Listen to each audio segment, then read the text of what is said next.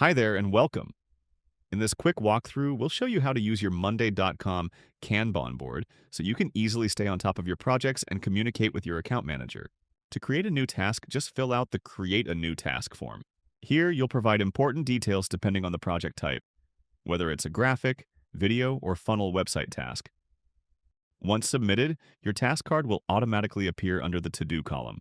This is your project dashboard. It has four main columns. To Do, for tasks that are queued to begin.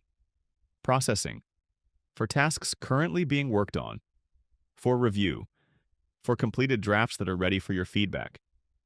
Complete, for finalized, approved tasks.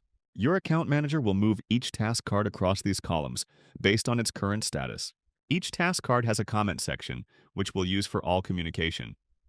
To send a message or ask a question, type your comment and tag the person using it name.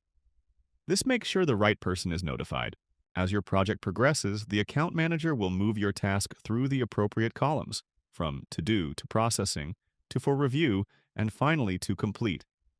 This helps you track where your project is at any time. And that's it! Your Monday.com board is now your central hub for task updates, approvals, and smooth communication. Let us know if you have any questions. Just tag your account manager. We're excited to collaborate with you.